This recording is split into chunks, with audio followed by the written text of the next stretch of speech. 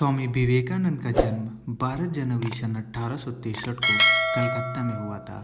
इनका बचपन का नाम नरेंद्र नाथ था। इनके पिता श्री विश्वनाथ दत्त कलकत्ता हाई कोर्ट के एक प्रसिद्ध वकील थे। उनके पिता पाश्चात्य सभ्यता में विश्वास रखते थे। वे अपने पुत्र नरेंद्र को भी अंग्रेजी पढ़ाकर पाश्चात्य सभ्यता के रास्ते पे चलाना चाहते थे। इनकी माता श्रीमती भुवनेश्वरी देवी जी धार्मिक विचारों की महिला थी। उनका अधिकांश समय भगवान शिव की पूजा अर्चना में व्यतीत होता था। नरेंद्र की बुद्धि बचपन से बड़ी तीव्र थी और परमात्मा को पाने की लालच भी प्रबल थी।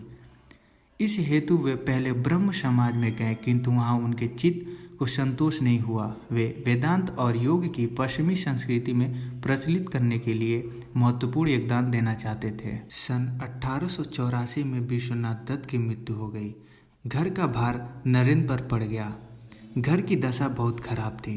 कुशल यही थी कि नरेंद्र का विवाह नहीं हुआ था।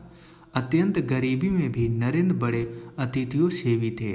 स्वयं भूखे रहकर अतिथियों को भोजन कराते, स्वयं बाहर वर्षा में रात भर भीगते ठिठुरते पड़े रहते और अतिथियों को अपने बिस्तर पर सुला देते थे।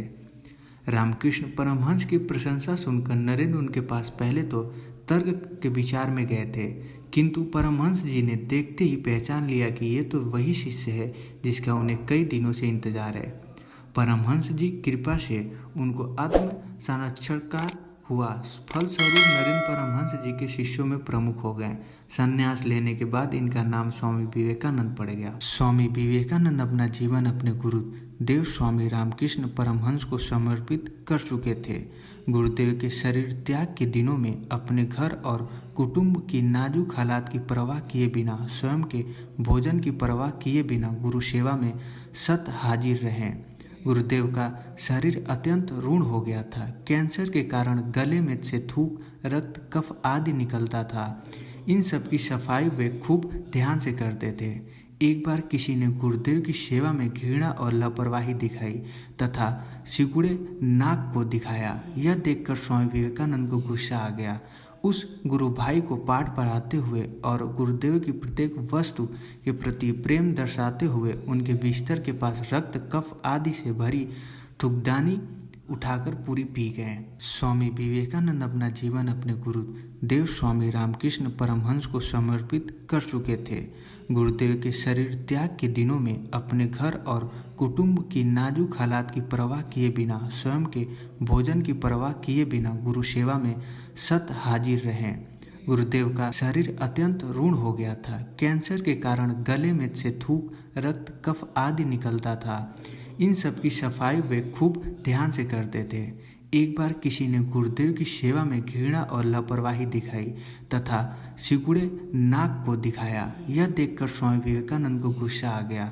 उस गुरु भाई को पाठ पढ़ाते हुए और गुरुदेव की प्रत्येक वस्तु के प्रति प्रेम दर्शाते हुए उनके बिस्तर के पास रक्त, कफ आदि से भरी थूकदानी उठाकर पूरी पी गए। 25 वर्ष की अवस्था में नरेंद्र दत्त ने गेरुआ वस्त्र पहन लिए। तपश्चात उन्होंने पैदल ही पूरे भारतवर्ष की यात्रा की। सन 1893 में शिकागो, अमेरिका में विश्व धर्म प्रसिद्ध हो रही थी। स्वामी विवेकानंद जी उनमें भारत के प्रतिनिधि के रूप में पहुंचे थे।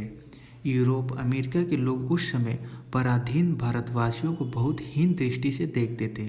वहाँ लोगों ने बहुत प्रयत्न किया कि स्वामी विवेकानंद को स्वधर्म प्रसिद्ध में बोलने का समय ही ना मिले।